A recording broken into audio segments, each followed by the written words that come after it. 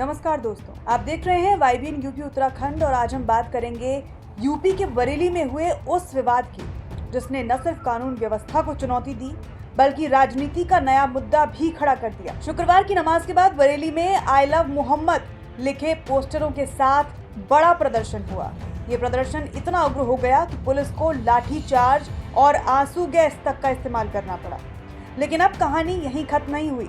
अब इस पूरे मामले ने राजनीतिक तूल पकड़ लिया है। सबसे पहले आपको बताते हैं कि बरेली में क्या हुआ और ये पूरा मामला है क्या। दरअसल IMC यानी इत्तेहादे मिल्लत काउंसिल के प्रमुख मौलाना तौकीर रजा ने ऐलान किया था कि शुक्रवार की नमाज के बाद एक विरोध प्रदर्शन और ज्ञापन दिया जाएगा।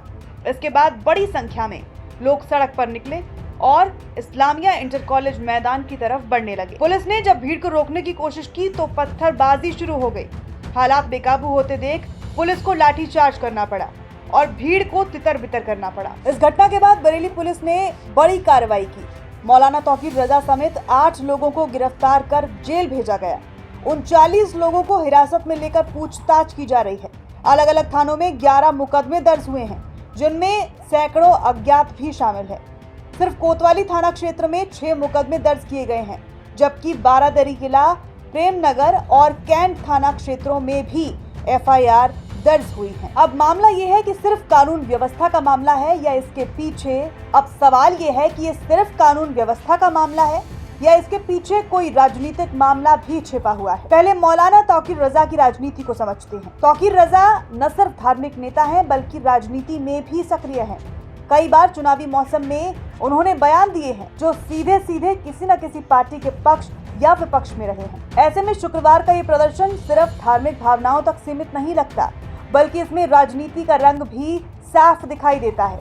अब यूपी की राजनीति पर इसका क्या असर है? यूपी में अगले कुछ महीनों में लोकसभा चुनाव की आहट है। मुस्लिम वोट बैंक हमेशा से पार्टियों के लिए अहम रहा है। ऐसे में इस तरह की घटनाएं राजनीतिक दलों को अपने अपने बयान देने का मौका देती हैं। विपक्ष इस घटना का इस्तेमाल सरकार की नाकामी बताने में करता है, वहीं सत्ता पक्ष इसे कानून व्यवस्था की सख्ती के सबूत के रूप में पेश करेगा।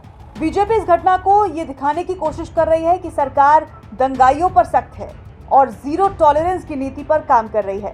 दूसरी तरफ विपक्ष ये कह सकता है कि सरकार अल्पसंख्यक समाज को टारगेट कर रही है और पुलिस कार्रवाई ओवर एक्शन है। इस प्रदर्शन के बाद तौकीर रजा की मुश्किलें भी बढ़ गई हैं।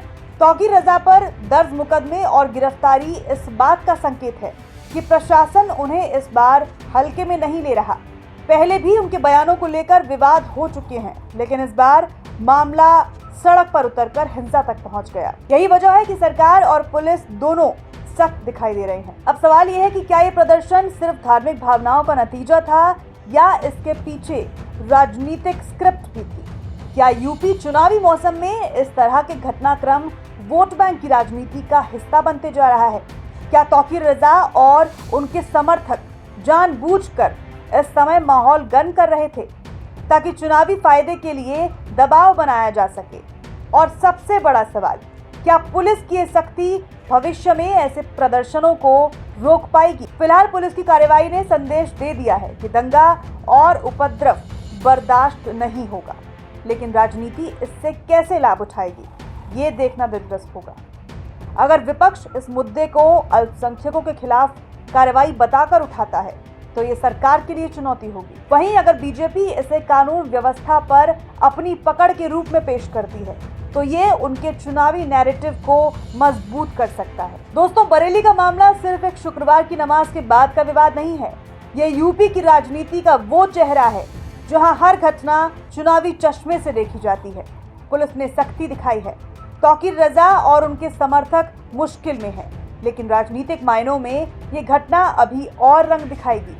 अब देखना होगा कि ये मामला आने वाले चुनाव में किसके लिए फायदे का सौदा साबित होगा और किसके लिए सरदर्द। तो ये थी बरेली से जुड़ी बड़ी खबर और उसका राजनीतिक विश्लेषण।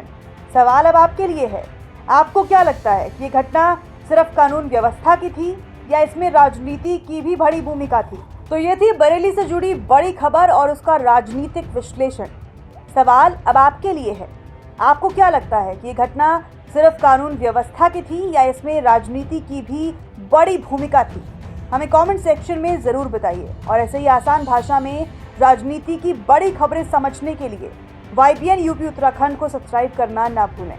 नमस्कार।